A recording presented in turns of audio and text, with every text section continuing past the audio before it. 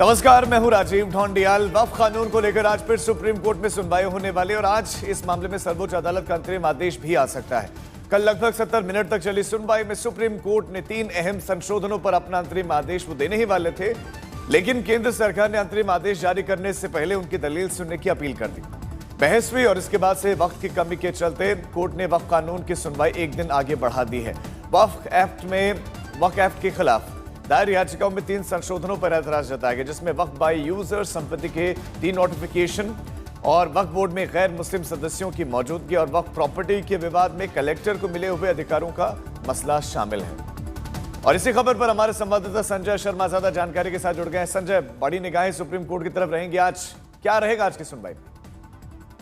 Supreme court में आज ऐसा लग रहा है कि चीफ जस्टिस की बेंच विशेष पीठ सुनवाई करने के बाद अंतरिम आदेश जारी करेगी, क्योंकि पीठ कल ही अंतरिम आदेश जारी करने का मन बना चुकी थी और अंतरिम आदेश के 3 पॉइंट भी बता चुकी थी कि किन किन मुद्दों पर वो अपना अंतरिम आदेश जारी करना चाहते हैं। और उन्होंने ये भी कहा था कि अंतरिम आदेश इस चीज को बैलेंस करने के लिए, संतुलित करने के लिए आवश्यक और जरूरी है।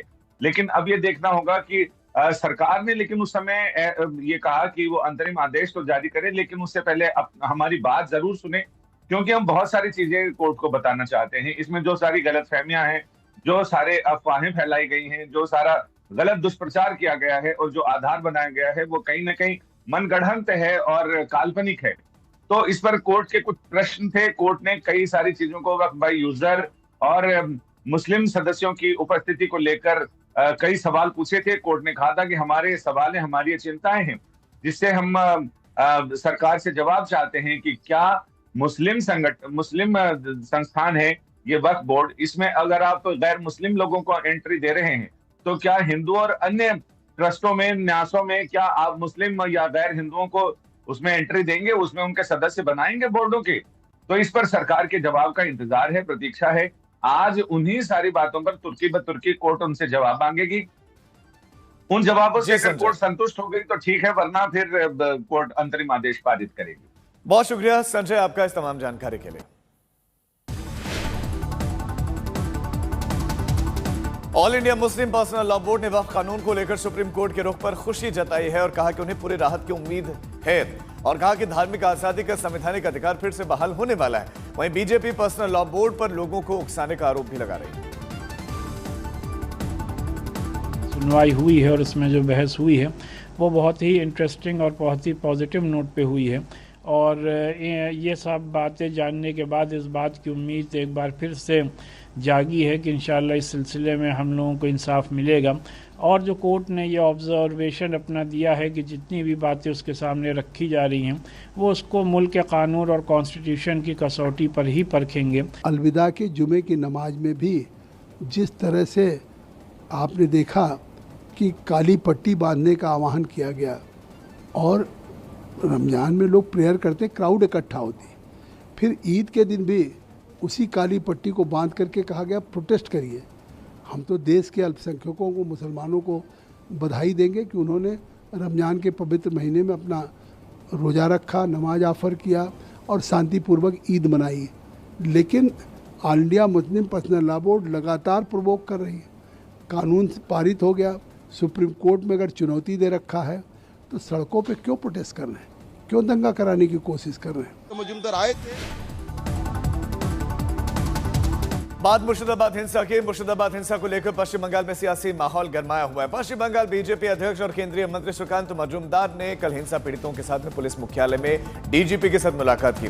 बीजेपी ने हिंसा प्रभावित इलाकों में बीएसएफ के स्थायी कैंप और पीड़ितों के तुरंत मुआवजे की मांग की। सुप्रीम कोर्ट में भी हिंसा का मुद्दा कल उठा तो चीफ जस्टिस ने इसे काफी परेशान कर देने वाली घटना बताया। इस बीच में पश्चिम बंगाल पुलिस ने हिंसा की जांच के लिए एक 9 सदस्यीय एसआईटी का गठन किया। Minister herself in West Bengal says that she will not accept and will not implement this act in her state. That will be construed as defying the constitutional spirits and also at the same time instigating the people. The violence which had happened in Murshidabad and other parts of West Bengal, and we do sporadic incidents elsewhere. These are the result of this unmindful political statements given by Mamata Banerjee and some of the political leaders. Now, these are political stunts. These are political statements for political gains, to take a posture to please certain communities for political interest. And that is totally untenable, and we can't accept that.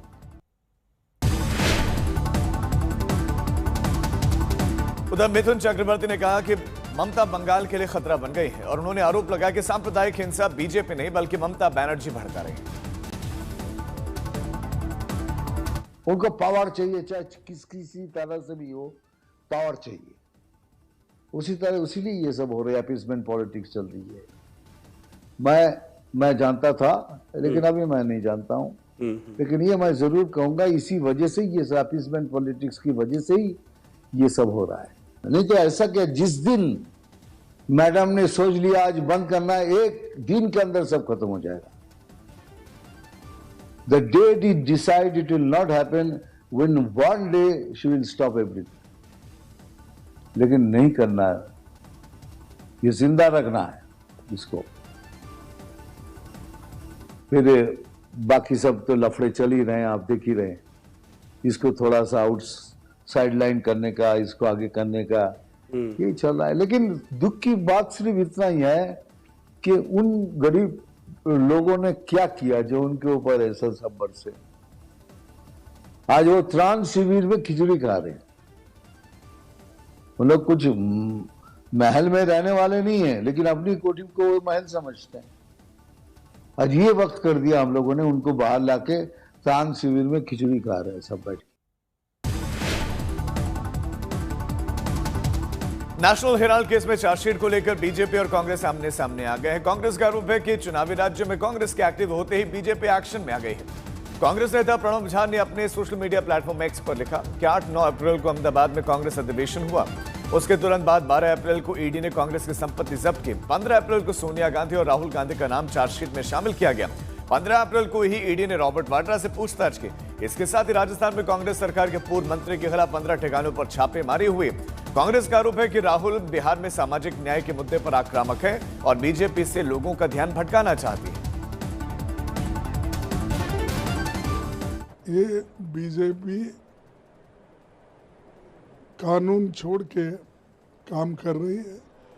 ये इसके लिए हम डट के मुकाबला करेंगे और जो चीज़ गलत है उसको हम गलत साबित करके रहेंगे। नेशन वाइड हमारा प्रोटेस्ट रहेगा, हर जगह हर स्टेट में इसके बारे में रहेगा और लोगों को यही बताना चाहते हैं हम, अननेसेसरीली ये सता रहे हैं। एक बात को ध्यान रखा जाए कि सोनिया जी राहुल गांधी बेल पर हैं। इन्होंने पूरी कार्रवाई को क्वाश करने के लिए हाई कोर्ट सुप्रीम कोर्ट का दरवाजा खटखटाया और कोई राहत नहीं मिली। सिर्फ यही राहत मिली कि आप पर्सनली कोर्ट में अपीयर नहीं होइएगा, you will appear through lawyer. तो जो चीज 4 साल से चल रही है, जिसमें आप संतोषजनक जवाब नहीं दे पाए, जहां कानून अपना काम कर रहा है वहां पर कर रहे हैं वेंडेटा।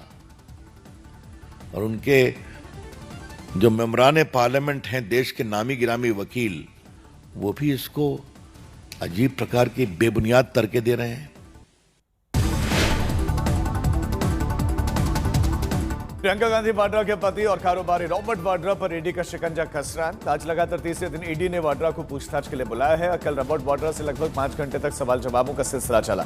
2 दिन में ईडी के अधिकारी रॉबर्ट वाड्रा से लगभग 11 घंटे पूछताछ कर चुके हैं। पीएमएलए के तहत उनका बयान दर्ज किया गया है। हरियाणा लैंड डील केस में रॉबर्ट वाड्रा की कंपनी पर धोखाधड़ी और वित्तीय अनियमितताओं का आरोप है।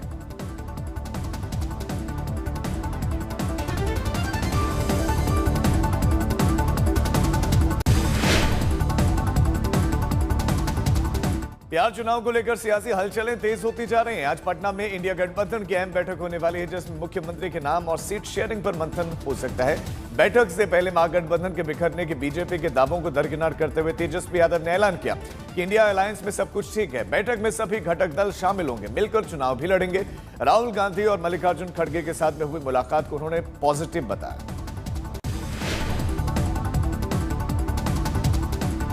इंडिया महागठबंधन की बैठक से पहले जेडीयू दफ्तर के बाहर नीतीश कुमार के कुछ नए पोस्टर्स लगे। जेडीयू ने इन पोस्टर्स में 25 से 30 फिर से नीतीश का नारा दिया है। इस बीच में सम्राट चौधरी ने एक बार फिर से साफ कर दिया कि बिहार में सीएम पद के लिए नीतीश कुमार का नाम पक्का है और इसमें कोई संशय नहीं है।